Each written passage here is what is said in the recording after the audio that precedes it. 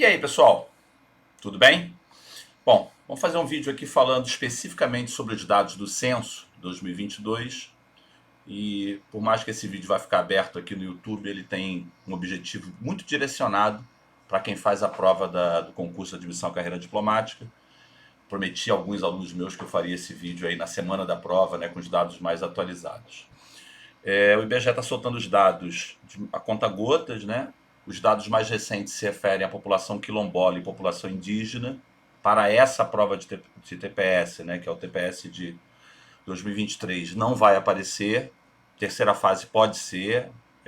Quem cair para ver esse vídeo, sei lá, nos anos seguintes, tem que olhar esses dados, que não vão ser tratados aqui por uma questão de tempo. Então, a distribuição geográfica da população indígena, distribuição geográfica da população quilombola, crescimento dessa população é coisa importante. A gente vai focar aqui em 3 linhas.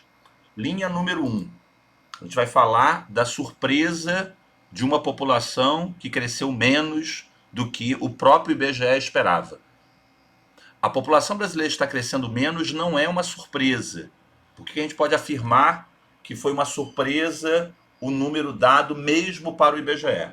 Porque o IBGE soltou uma projeção entre o censo 2010 e o de 2022, que nós chegaremos a 214 milhões de pessoas. Quando saíram os dados preliminares do censo, o censo foi uma confusão danada, adiou, o governo anterior cortou verba do censo, a justiça teve que, o Supremo se meteu para ter o censo, enfim.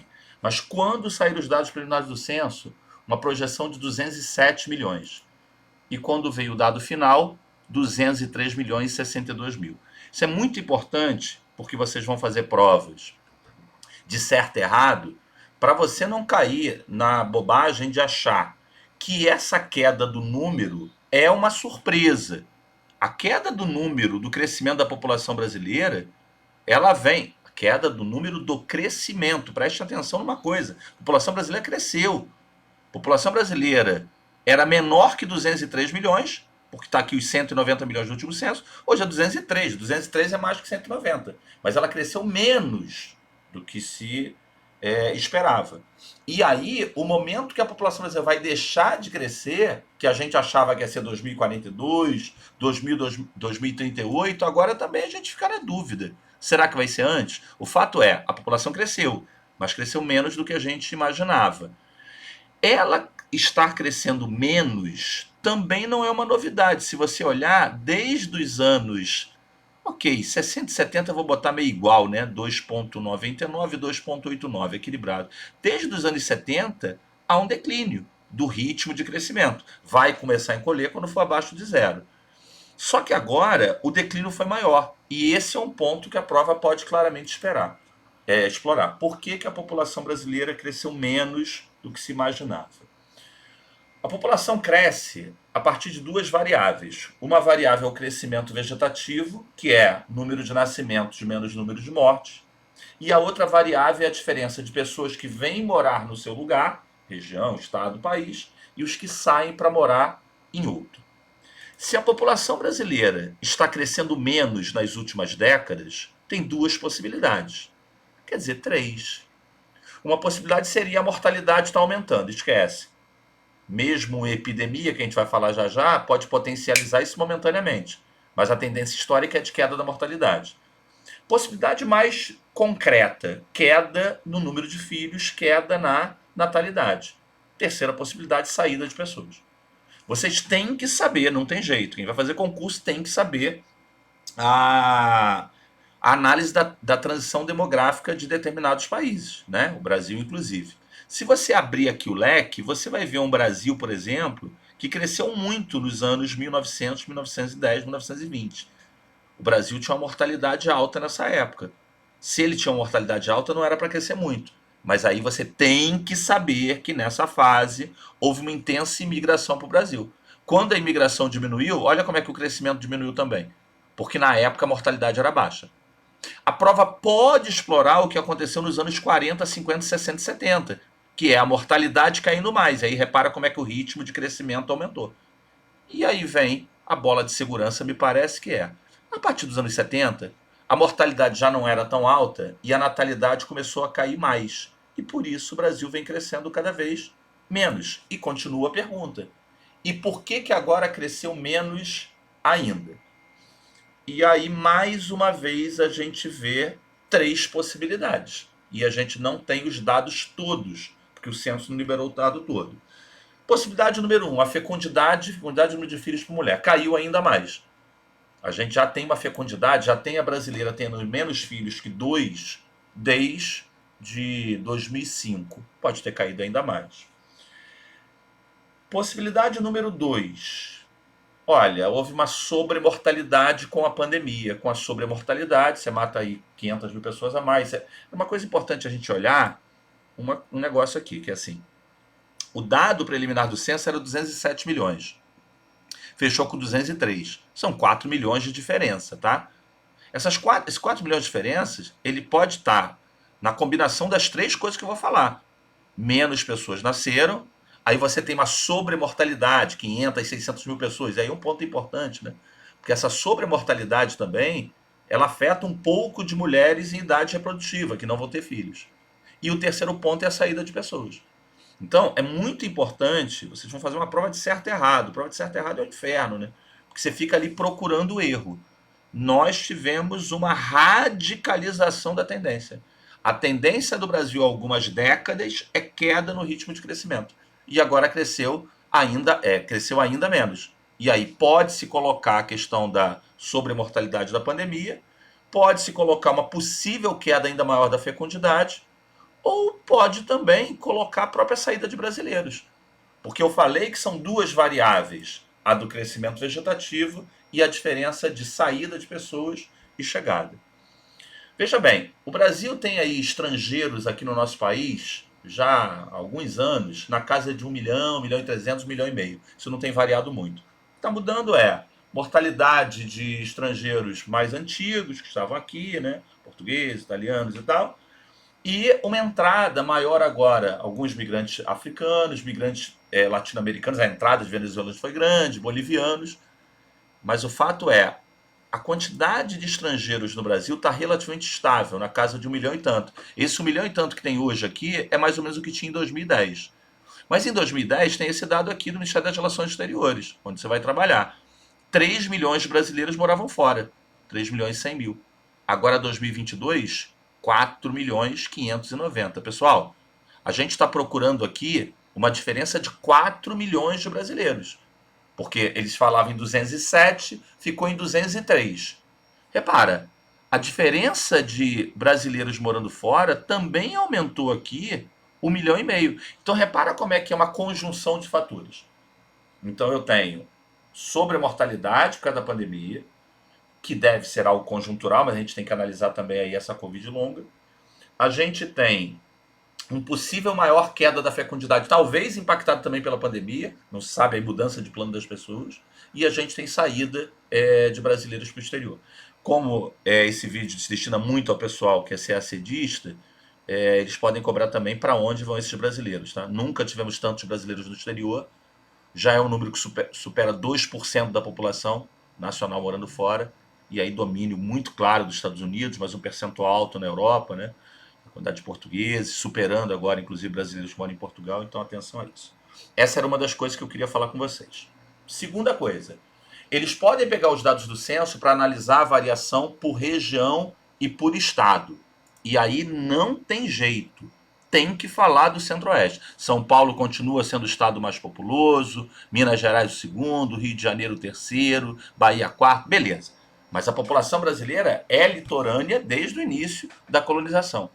O que chamou a atenção dessa vez é a variação por região. Porque o Brasil cresceu pouco, na casa aí do 0,5%, né? 0,52 como eu falei. Mas repara como é que o crescimento do Centro-Oeste, João, 1,23 não é tanto assim. Bicho, é mais que o dobro da média brasileira. O Centro-Oeste foi a região brasileira de maior crescimento. Sul e Norte cresceram ali na mesma proporção. Santa Catarina puxou muito o crescimento do Sul. Paraná também cresceu bastante. Rio Grande do Sul não. Mas chama atenção esse crescimento do Centro-Oeste que eles podem explorar. Eles também podem explorar esse decréscimo não, porque 0,24 é positivo. Mas o fato do Nordeste continuar sendo a região brasileira que menos cresce. E aí essa fatia do Nordeste encolhe. Dá para cobrar causa, né? E aí o Centro-Oeste, obviamente, é uma área de chegada de pessoas. Atenção para onde vivem essas pessoas, esse dado também não saiu ainda, nível de urbanização, quanto na área urbana quanto na área rural. Mas já no censo anterior, a população do Centro-Oeste era muito urbana, é a segunda região mais urbana do Brasil, porque a economia é do agro, mas as pessoas moram na área urbana, na sua maior parte. Então eles podem explorar essa questão aqui regional. Depois você pausa o vídeo e anota os dados que você precisar. Aqui tem o crescimento para os estados, e aí, como é um prova de certo e errado, eles podem explorar esse dado aqui, porque eu falei de Santa Catarina, né? Quer dizer, Mato Grosso crescer muito, Goiás crescer muito, está nessa coisa do crescimento das cidades ligadas ao agro, interiorização. Beleza. Santa Catarina vai precisar de estudos complementares, né? Eu tenho um sobrinho que está morando agora em Floripa. Acho que Santa Catarina cresce muito numa ideia de qualidade de vida. Acho que muita gente do Rio Grande do Sul vai morar no litoral catarinense, mas é um estado de crescimento. Uma capital que não é tão grande é um fator de atração. E me parece que o caso de Roraima é um caso totalmente à parte, porque tem um bolo ali, Santa Catarina, Mato Grosso, Goiás crescendo bastante, mais que a média. E um monte de estado nordestino aqui crescendo abaixo. Mas também o Rio Grande do Sul, mas também Minas Gerais, mas também o Rio de Janeiro, olha lá embaixo. Se você olhar o segundo, terceiro, quarto lugar, eles estão parecidos. Roraima é que destaca. E aí a questão dos venezuelanos. Uma prova para ser diplomata, isso obviamente é algo a ser explorado. Uma coisa é o Centro-Oeste como região é quem mais cresce. A outra coisa é, destaca-se o estado de Roraima, até porque é um estado pouco populoso, né? E aí quando você coloca ali mais 40 mil, mais 50 mil venezuelanos, dá um peso muito grande. Então foi a unidade da federação que mais cresceu. Essa é a segunda coisa que eu acho que eles podem explorar. Eu não queria botar minha cara aqui no vídeo, não. Eu queria colocar o outro slide e eu apertei o botão errado. A terceira coisa que eles podem explorar é a mais difícil para vocês, porque envolve um lado conceitual pesado, que é a variação do crescimento por tipo de cidade. As cidades pequenas, que são a maior parte das 5.570 cidades do Brasil, continuam crescendo muito pouco. Tá? Em geral, a população das cidades menores, elas tendem a sair, tá? Os mais jovens e tal.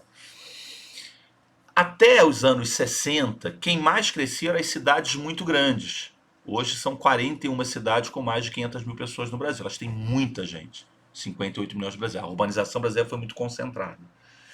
Mas já tem algumas décadas que quem mais cresce são as cidades médias, que não tem uma definição oficial, mas é ali a cidade de 100 mil, 200 mil, 300 mil, 400 mil pessoas. Normalmente a gente trabalha assim. Muito bem. Se eles forem explorar isso, pessoal, tem um fato novo que é tentador que a banca cobre, que é o fato da gente ter tido agora algumas capitais, algumas metrópoles com redução da população absoluta. E aí, vou tentar limpar essa imagem que está difícil de você ver aqui, ó. Um companheiro de vocês fez essa tabela e eu estou utilizando ela aqui. Essas são as 8 capitais brasileiras que tem agora em 2022 menos gente do que tinha em 2010. Tá? Você pega aqui, ó. Você pegar a cidade de Belém. A cidade de Belém tem agora 1.303.000 pessoas. Ela tinha 1.393.000. Então o cara botou lá, encolhimento da cidade de Belém, 6,46. Encolhimento da cidade de Fortaleza, 1,26. Encolhimento de Natal. Natal não é metrópole ainda, tá? Dessas aqui, só Natal não é metrópole. As outras todas são capitais de estado. E Natal está como ainda capital regional do tipo A, que é um outro conceito que a prova pode explorar. Recife, encolhimento 3,17. Maior encolhimento Salvador, 9,63. BH encolhe. Rio e Porto Alegre. E aí, eu coloquei um título que é conceito. Metrópoles e capitais com redução da população absoluta. Nova fase da desmetropolização. O objetivo do vídeo não é fazer exatamente uma aula, é atualizar vocês. Então, vocês não têm. O que eu vou falar, infelizmente, eu não vou poder resolver isso agora. Mas você tem que conhecer um conceito do Milton Santos, que é o de desmetropolização, que é a tendência das cidades médias liderarem o crescimento do Brasil nas últimas décadas. Até esses dados do censo, a desmetropolização do Brasil vinha acontecendo concomitantemente a continuidade do crescimento das metrópoles. Porque até esse censo, nenhuma metrópole brasileira, nenhuma capital brasileira tinha tido encolhimento da população. Aí, por que fala desmetropolização? Bom, fala desmetropolização porque as cidades médias vinham crescendo mais que a metrópole. Então Santos chega a escrever isso textualmente no livro Urbanização Brasileira, que ele falava uma desmetropolização com continuidade da metropolização, tipo as cidades médias crescem mais, as metrópoles continuam crescendo. Agora nós temos um fato novo e eles podem explorar no certo e errado. E aí botei aqui a dúvida, nova fase da desmetropolização.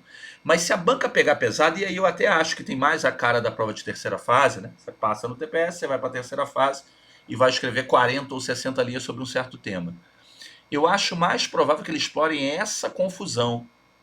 Porque dá uma olhada, essas 8 capitais encolheram. Mas quando você vai olhar o encolhimento total da região metropolitana, do aglomerado urbano, tem uma surpresa aqui. Belém encolheu 6,46, mas no aglomerado 0,29. Eu sei que 0,29 é encolhimento, mas porra, é quase estável. Gente, Salvador encolheu quase 10, mas se você olhar o aglomerado, 0,4. Tem uma bola quicando para ser explorada aí, que eu te falo já. O Rio encolheu, cadê o Rio? 1,72, mas no aglomerado 0,13. E Porto Alegre, porra, 0,05 é sacanagem, é estável. João, cadê as outras? Nem estão aí porque não encolheram. Ué, não encolheu quem? A região metropolitana. É fundamental que vocês consigam diferenciar o que é o município, que é a metrópole, a capital, e essas 8 capitais, 7 metrópoles encolheram, do aglomerado. Porque, via de regra, nós tivemos realmente algumas capitais encolhendo, essas 8, mas todas elas ou não encolheram no aglomerado ou o encolhimento foi menor do que o da capital, o que mostra um outro processo, que é o processo da periferização. Desmetropolização é uma coisa, periferização é outra. Desmetropolização é as cidades do interior crescem mais. Mas repara que se Salvador cresceu, caiu quase 10 e o aglomerado não caiu 1, quer dizer que as periferias, não na cidade de Salvador, que está ali espremida, né? Olha o sítio urbano de Salvador, você vai entender isso. Repara que as cidades da periferia do aglomerado cresceram mais, porque aí tem a ver com especulação imobiliária, tem a ver com o valor dos aluguéis. Então me parece que esses são os 3 eixos principais que eles podem explorar. Normalmente eu falo para vocês assim, a banca não costuma tratar a questão no númerozinho. Foi essa, foi aquela. Os números entram ali para ilustrar um conceito. A exceção aí é a questão das datas, né? Aquela cronologia que eu coloquei no início, quando o Brasil cresceu pela migração, quando o brasileiro começou a sair mais, a imigração que é anos 80, essa coisa de décadas assim, eles até decidem. Mas eu não acho que eles vão cair no plurismo. Qual foi a capital que encolheu? Então isso é meio sacanagem de fazer. Mas é fundamental que vocês dominem esse conteúdo. Não sei quando é que você vai estar vendo esse vídeo, imagino que um pouquinho antes da prova. O vídeo é para ajudar, não é para atrapalhar, não fica maluco em cima disso. São dados para agregar coisas, não é hora de procurar coisa muito especial, muito diferente que você sabe. Vê se esses dados aí ilustram algum conceito que você tem. Não sabe um dos conceitos? Vale a pena dar uma olhada rápida. Ficar igual um maluco lunático procurando número, não. Mas não sabe o que é periferização, desmetropolização, aí é bom você tomar cuidado. Boa sorte, galera. Tô na torcida. Um abraço. Até a próxima.